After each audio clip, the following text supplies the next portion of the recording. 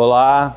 Cumprindo todos os protocolos sanitários de enfrentamento da pandemia de Covid, a equipe de comunicação da OAB Santos vai manter no ar o programa que tem esse nome, OAB no Ar. Confira os destaques desta edição.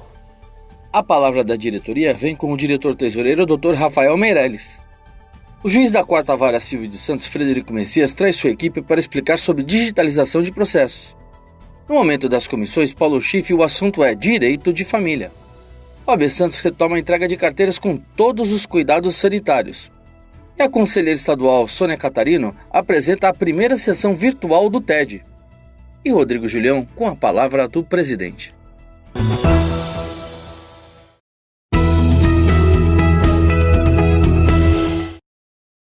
Hoje, na palavra da diretoria, eu vou começar com o tesoureiro Rafael Meirelles, que eu nunca conversei aqui no programa, então hoje ele foi intimado a conversar com a gente para falar sobre as atividades da OAB. Primeiramente, prazer, Rafael, finalmente, né, a gente está conversando aqui. Exatamente, o prazer é meu, Sérgio, estar aqui participando na sua companhia de mais uma vez aqui no programa da OAB. Rafael, a gente tem sempre a ideia de trazer a diretoria para o advogado, né? E o nosso programa atinge o telespectador que se interessa nos assuntos jurídicos e tudo mais. E uma das coisas que a gente estava, que eu vi na pauta, que foi sobre os serviços que a OAB presta, os seus convênios, né? Queria que você falasse mais sobre isso. A OAB já possui seus convênios tradicionais, né? Inclusive junto com a CASP. Mas a OAB Santos, devido ao grande número de advogados inscritos na região e os seus dependentes também, podem usufruir de todos os nossos convênios, a gente vai cada vez mais aumentando o nosso grupo de convênios. As pessoas podem acessar tanto nas nossas redes sociais, quanto no nosso aplicativo. Há uma aba só para os nossos convênios. A gente tem um projeto de ampliar isso, fazendo um aplicativo só de convênios, um clube de conveniados, justamente só para isso. E cada vez mais a gente vai aumentando a nossa gama de serviços, né? Vai trazendo a própria Ordem dos Advogados ao mundo tecnológico, ao mundo do streaming, né, das plataformas e tudo mais, onde reúne lugares onde vários serviços são colocados para serviço das pessoas e dos advogados no caso, né? E com a questão do aplicativo, que hoje todo mundo faz as coisas por aplicativos, pelo celular, então isso ficaria até mais benéfico e mais rápido, né? Algumas empresas solicitam algum tipo de QR Code que a gente fornece, então o aplicativo ele acelera esse procedimento e fica muito melhor. E a pandemia nos ensinou também que as pessoas conseguem se virar com QR Code, links e tudo mais, né? Até as coisas que a gente achou que não poderiam fazer, tipo um supermercado, estou dando um exemplo, as pessoas tiveram que se adaptar e fazerem. Com a questão da pandemia, a gente fez convênios com laboratórios também, com diversos laboratórios, ampliando também a questão não só de exames para Covid, detecção de Covid, mas sim de todos os exames que sejam necessários, tanto para o advogado quanto os seus dependentes também. Isso é muito benéfico para todos, para os advogados saem ganhando e se adapta, a OAB se adapta aos dias atuais, né, a modernidade que foi empurrada pela pandemia. Falando em pandemia, eu queria saber da tua opinião, como advogado, como dirigente da OAB, realmente, como ela afetou, como você visualiza, desde que a OAB voltou aos seus serviços, você tem um panorama geral do que tem acontecido e até afetado a própria profissão, né?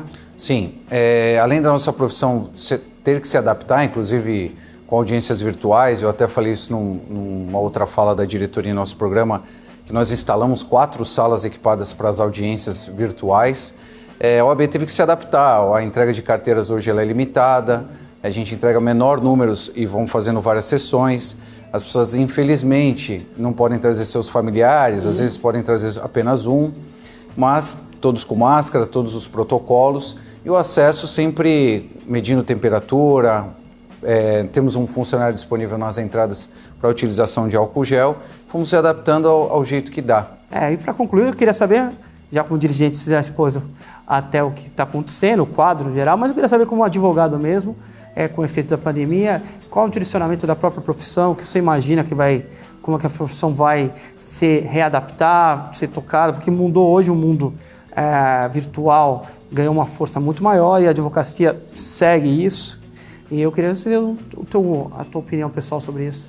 Toda grande mudança a gente fica um pouco assustado e tem que se adaptar de qualquer jeito. Eu às vezes comparo esse procedimento de adaptação, inclusive quando se transformaram os processos eletrônicos, se eu não salvo engano, em 2014 e 15. E a gente teve que se adaptar e hoje a gente dá, graças a Deus, os processos serem eletrônicos, porque justamente esses processos foram que continuaram tramitando durante a pandemia.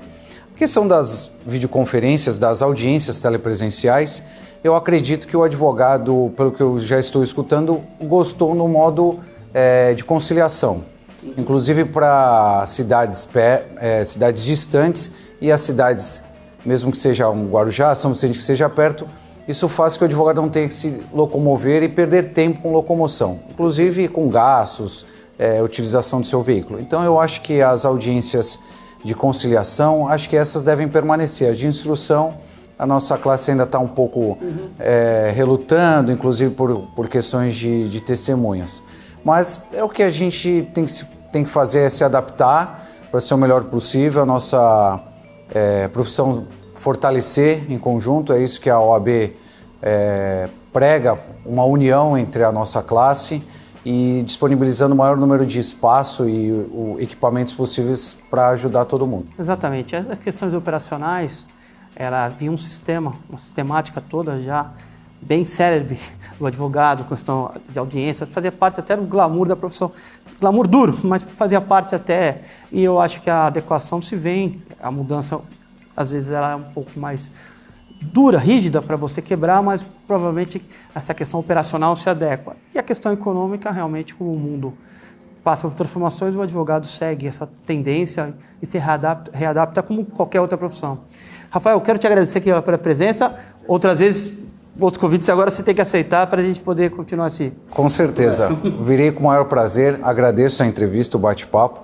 Agradeço as pessoas que não estão aparecendo aqui, mas nos nossos bastidores sempre trabalham por um melhor programa que a gente sempre faz. E é um prazer enorme estar aqui. Muito obrigado. O OAB no Ar hoje vai receber o Dr. Frederico Messias, titular da 4ª Vara Civil de Santos, que vai explicar o processo digital. Não deixe de conferir a matéria. Sérgio, hoje a pauta é super importante a respeito da digitalização dos processos físicos. A gente experimentou aí durante essa pandemia, os processos físicos ficaram parados. Hoje eles representam 20% do movimento do estado inteiro. É um número absurdo de processos físicos aqui no estado de São Paulo. E a digitalização, a gente sabe, acompanha o processo eletrônico, torna o processo muito mais ágil, torna a movimentação muito mais fácil, inclusive para o advogado, que pode movimentar e acompanhar o processo de qualquer lugar, não precisa necessariamente vir ao fórum. Então eu acho que essa pauta da digitalização é super importante, não apenas para o Poder Judiciário, mas também para os advogados, porque facilita a vida de todo mundo e agiliza o andamento desse processo.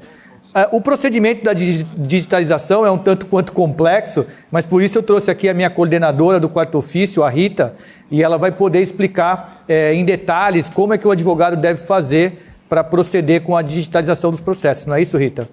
Exatamente, doutor. Boa tarde.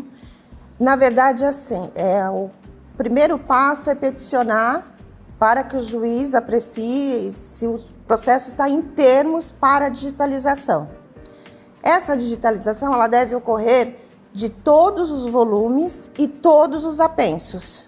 Então, o advogado vai ter que ter em mãos todos os volumes e todos os apensos para que possa digitalizar. Enfim, peticionou, o juiz despachou, autorizou, o processo está em termos. O que fazer? Vai ser marcado uma data para vir retirar estes autos para que se proceda à digitalização e um prazo. O juiz vai dar um prazo razoável, dependendo dos autos, para que possa dar tempo do advogado digitalizar. É importante salientar que a gente tem que colocar, que nós temos que colocar o tipo de peça, petição inicial, contestação. Todos esses itens têm na categorização do documento. E tem um manualzinho depois no próprio site do tribunal que explica direitinho, mas é muito simples também. Clicou com o botão direito, já aparecem as categorias dos documentos, clicou e insere nos autos. Após a digitalização, esses autos devem ser devolvidos os físicos em cartório e tem que ser intimada a parte contrária para se manifestar com relação à digitalização. Se faltou alguma peça, enfim, ele tem 5 dias para isso, para manifestar. E ele pode concordar com a digitalização, a parte contrária, ou ele pode recusar ou dizer, olha, está faltando determinada peça. E aí o juiz vai apreciar esse pedido, se estiver faltando peça, vai ter que ser inserida essa peça que está faltando. E se ele recusar, o juiz é que vai, enfim, apreciar o motivo pelo qual ele está recusando a digitalização. Só para ficar claro, a digitalização do processo e a inserção dessas peças digitalizadas no processo é responsabilidade do advogado enquanto tiver com o processo em carga. Exatamente. Na verdade, o cartório vai fazer uma conferência, porém, enfim, de acordo com o comunicado 466 de 2020, é de responsabilidade do... Eu achei importante destacar que o comunicado do TJ, está lá na página inicial, é o 466, que trata da digitalização dos processos. E uma outra questão importante é que aí o processo físico devolvido em cartório, ele permanece no cartório por um período, enquanto tramita o digital, caso haja necessidade de consulta de alguma coisa, não é isso, Rita? Exatamente.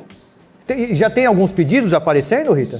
Já temos vários pedidos, na verdade, todos em termos, porque ele não pode estar com prazo para a parte contrária, então a gente já está deferindo, Excelência aqui já está deferindo, e a gente já está agendando para o advogado vir buscar os autos. Sérgio, uma outra questão que eu também queria destacar é que, na verdade, houve essa possibilidade dos advogados procederem com a digitalização, mas, na verdade, o Tribunal de Justiça já tem um projeto de digitalização às custas do próprio tribunal. O grande empecilho é o custo para essa digitalização. Nós estamos falando aí no estado de São Paulo de 9 milhões de processos físicos, o que geraria um custo aí entre 300 e 500 mil reais, algo que o tribunal não tem condição de fazer hoje. Então, o tribunal resolveu dar uma opção para aquele advogado que queira digitalizar o seu processo, que o faça, mas aí terá que arcar com os ônus dessa digitalização, não é isso, Rita? Exatamente. Infelizmente ainda não tem, mas futuramente deverá vir, enfim, essa digitalização por parte do próprio tribunal.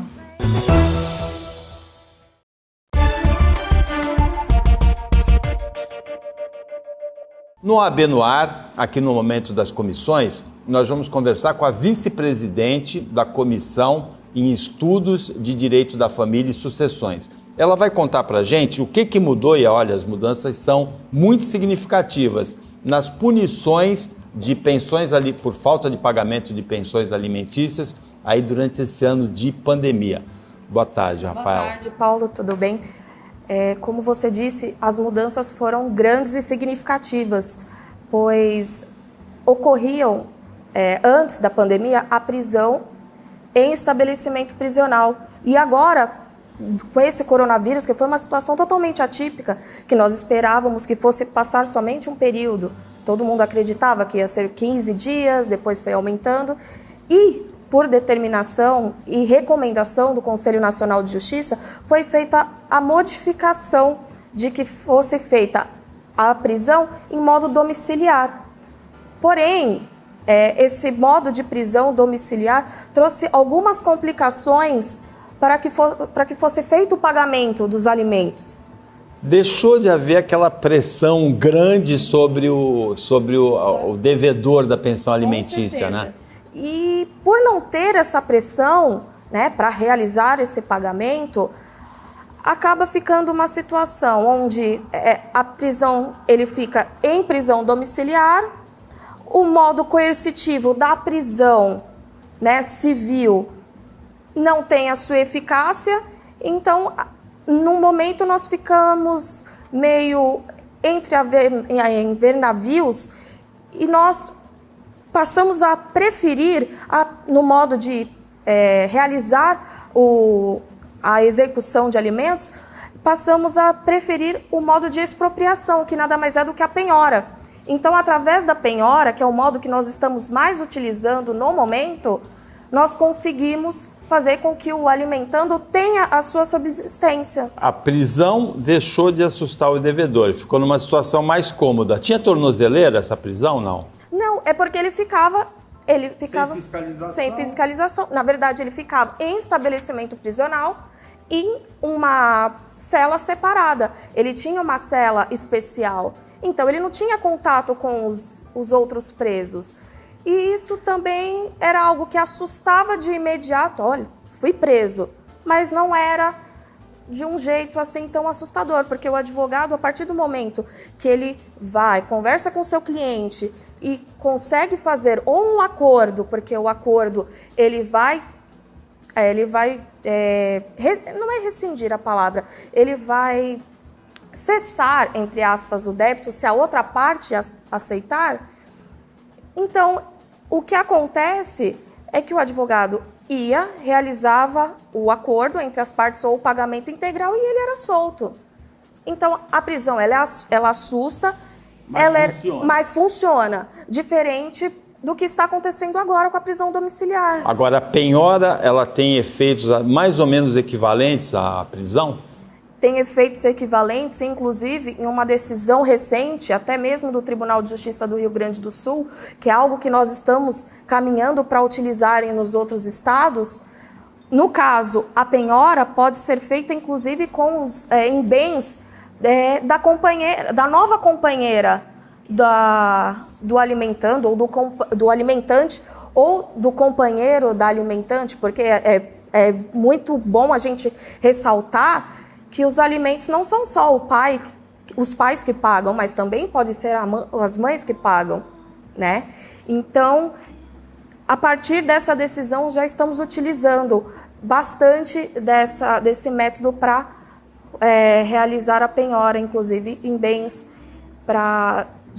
do companheiro ou da companheira para para sanar todos os débitos. Os atrasos. Como você vê, acabou essa situação mais cômoda, né, do devedor da pensão alimentícia durante a pandemia. Rafaela Moscatelli, obrigado pelas informações aí sobre esse tema e boa sorte aí na continuidade do exercício do cargo de vice-presidente da comissão. Obrigada. Queria aproveitar para os advogados que tiverem interesse em entrar na nossa comissão, estudar um pouco mais sobre o direito de família, procurar ou na Secretaria da OAB para fazer a inscrição junto à nossa comissão, ou no Instagram, que é Comissão em Direito de Família e Sucessões. Muito obrigada, Paulo. Uma boa tarde. O OAB no ar volta já já. A Ordem dos Advogados do Brasil, subseção Santos, desempenha papel importante de representação da sociedade civil, o acesso à justiça. Desde abril de 2020, com o isolamento social, criou-se a Comissão Especial Covid-19, que implantou um protocolo segundo as medidas de biossegurança da OMS e do Ministério da Saúde. O uso obrigatório de máscaras e higienização das mãos com álcool gel a 70% foram algumas das providências que asseguraram ao advogado continuar seu trabalho.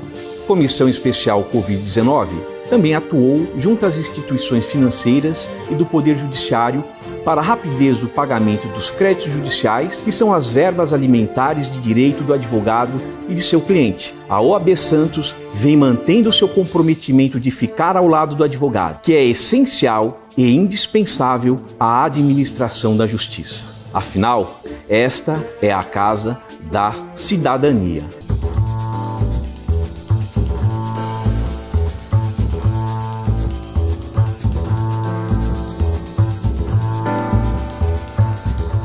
Nós estamos aqui no Santa Saúde Consulta, a mais nova unidade, o anexo 2 dessa grande clínica de especialidades e diagnóstico do Plano Santa Casa.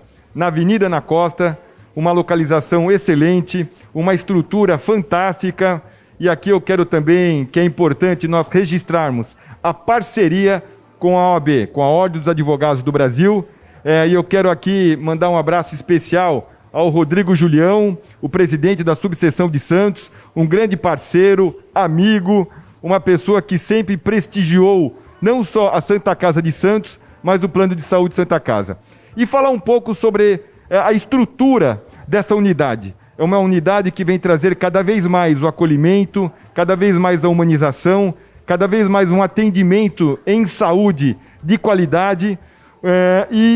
O diferencial do Plano Santa Casa não é só a questão do atendimento do nosso associado, do nosso usuário, é a questão de valorizar também o bem-estar do familiar. Então nós nos preocupamos também com as famílias e é por isso que todos aqueles que adquirem o Plano Santa Casa têm como retaguarda o maior hospital da região, que é a Santa Casa de Santos, é a Irmandade, um hospital de alta complexidade, um hospital que tem todo um atendimento diferenciado, um corpo clínico maravilhoso, com expertise, com grande atendimento em tecnologia e saúde de ponta. Então, essa nova unidade vem contemplar aqui algumas especialidades importantes, trazendo também junto nesta unidade uma parte de exames, diagnósticos. Nós temos agora aqui a questão do laboratório. É muito importante nós registrarmos que cada vez mais nós estamos retirando do ambiente hospitalar aquelas especialidades, aqueles exames, aquelas consultas que a pessoa possa fazer numa unidade como essa, uma unidade ampla, uma unidade que tem toda uma retaguarda importante. Então, o meu muito obrigado à Ordem dos Advogados, a essa grande parceria e conclamo aqueles que queiram conhecer essa unidade, que venham conhecer essa grande clínica Santa Saúde Consulta, agora na Avenida Ana Costa. Um abraço.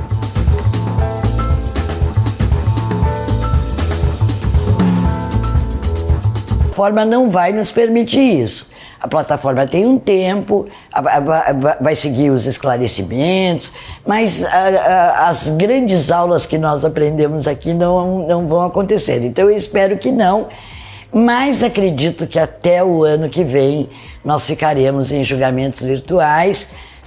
Estou pretendendo pelo menos 2 por mês para ir tocando o nosso acervo, que não parou mesmo durante a pandemia, com o prédio fechado. Nós continuamos entregando os nossos processos aos relatores. As pessoas de risco receberam, através de motoboy, os processos. Quero aqui agradecer pessoalmente. E para fechar, como sempre, o OAB no ar nesta edição, Rodrigo Julião e a palavra do presidente. Olá a todos. Hoje chamo a atenção de toda a sociedade e dos colegas de profissão sobre a necessidade da advocacia como essencial para que se faça justiça dentro de inúmeras situações. Falo isso pelo que está ocorrendo devido à crise da saúde com o Covid no Brasil.